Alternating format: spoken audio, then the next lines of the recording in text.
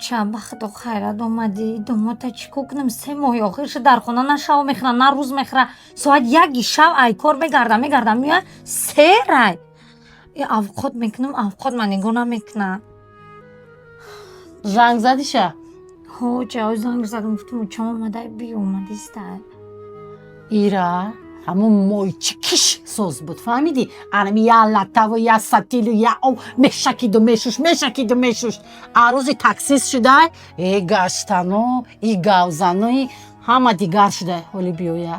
حالی بیا اگر در پوست خولیش که جان نکردم نامی من نام نباشه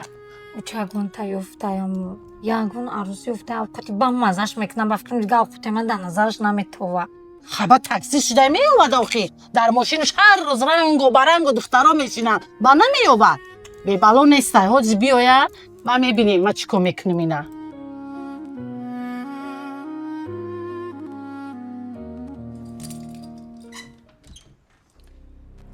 السلام علیکم خاله جونی ما کدام شمالو پرم خاله چول داری سلامتیت خوبه زنک نمیکنی باید تشکیل خاله ما اوخی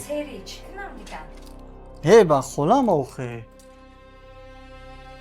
چول داری نگه خاله جون خوش اومدین خوش نآمدیم چی حال داشته باشیم ای دستای تو ما حال داریم ای چی گپه ای چی روزه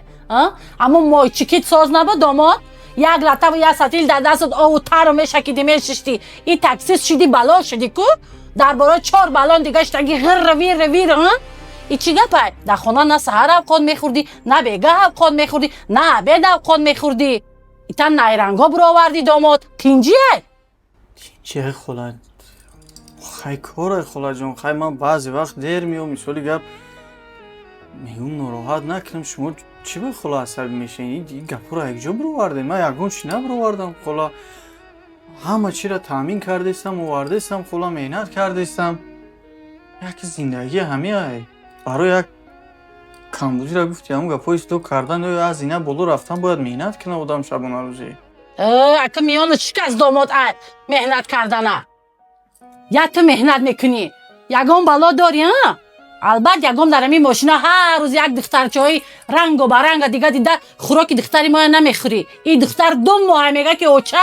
اوقات مرا این مردک نمیخوره نه عبید میخوره نه سر میخوره نه بیگه میخوره ای نخوره خوک خوره گفتم نه خاله من در زن خودم خاله جون من خیانت نمیکنم خیلی فکر نکنین خاله خیلی کاره مقصد ناومدن من معنی رو نداره که من یگون جای دیگه برم خاله شما مرا درست بفهمی خاله ما یگام خطا پتا نکردم ما درست میفهمم فهمیدی من خطا نکردم البته یگام تا نو شیافتی با یگام تا نو شیافتی دختری ما گنده شد خوراکای دختری ما گنده شد در خونه دیگه خوراک نمیخوری نه خاله جون خطا میکنین خیلی گپ نیست خاله من خطا میکنم کنی اثبات کن که یگام تا نیافتی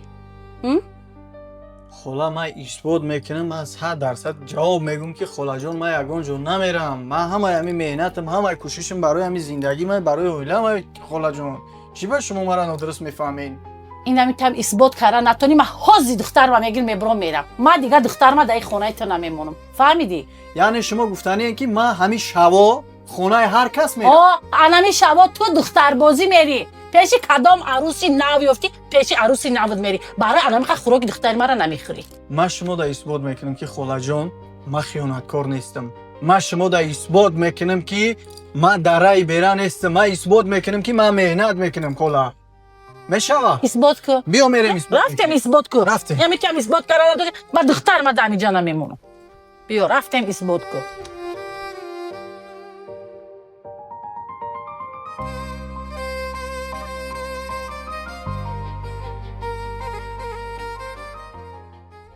پیش درو این همی حاضر اثبات کردن نتونی که مرا نگاه کن دختر ما میگیرم میبرم پیش درو ولی با تو اثبات میکنم پیش درو خود اثبات کردن نتونی دختر ما میگیرم میبرم پیش درو اثبات کو اگه تو با مرا اثبات کو جون تا گردم خاله عصبی نشه من در شما گفتم که من اثبات میکنم اثبات کو چه اثبات میکنی اثبات کو چه روز شنیدی همینجا شما در همین فکرهای بی‌معنی میکنین همینجا در خلا همینجا کار میکنه شما مرا درست بفهمین بستین گوش کنین من شما را بفهمونم ما فکری شما را کردم فکری دخترتون را کردم شما میدونین که من از سحر تا بگه بعضی وقت تا شب بعضی وقت از شب تا سحر من کار داریم خلا جون به وقت میرم ساعت 2 شب میرم خونه ساعت 3 شب میرم به خاطر اون که من زن من ناراحت نکنم ای خوابش نخیزونم من میام زفترک من در کافه کبیر میکنم عبد من در کافه کبیر میکنم اوژن من در کافه کبیر میکنم خلا جون به خاطر چی به خاطر که زن من ناراحت نکنم خوابش نخیزونمش شما دیگه در نظرت بی مزه میتوه اینجا کسی رفته اوقات میکنه با مزه سر عبد بگه تا میخری میره یگون اوقات من 3 ماه شید شما باید نمیخرم مرا رحمت بگین که من فکر دختر شما را کردم رحمتی کلان رحمتی کلان گوش کمارا ای خب که گوش کمارا اگه تو مایچک اگه یک ماشین شلق الله قیافتی آدم شدی اگه وقتا میشه نونه تیکا کرده میخوردی رولتونه دم انداخته میخوردی این روز با گرزنید آروی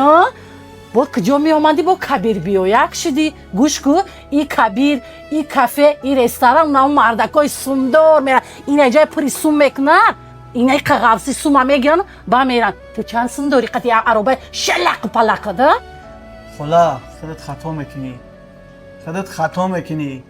کافه کبیر یگانه کافه است که خلا جان وابسته به امکانیت تمام نمودی مردم کافه شدگی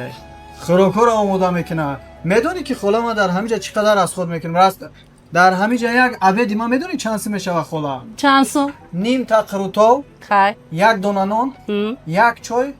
15 سومون نیم طبق لوبی شوربا خیر یک دونه نان یک دونه چای 12 سومون خلا 12 یک چنی لوبی شوربا یک کلچه یک چای 10 سومون زفترک دمیون خلا جان ارداب یا چگی شیر برنج یا چگی میدونی چند سومه خلا چند سومه یک کوسه شیر برنج یک دونه نان یک دونه چای 12 سومون تو مرا مزاق داری؟ نه یکم مزاق ندارم خلا من دروغ نگفته استم بهانه گفتسته بهانه نگفته استم یک کوسه ارداب خیر یک چای یک دونه نان خلا جان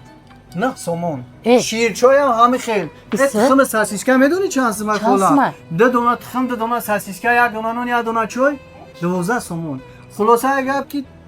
برای 12 سومون ما برم زن من راحت کنم برای 12 سومون 15 سومون شیدم من همین بیچاره را خوش خزونم ها خلا هیده امکانیت خوب میشه ای دومود صدقه دقاشای سیاد مرم همین خسر تم نمی بیاری هر سر 20 سومون میتیم بیار همینجا خورده رو با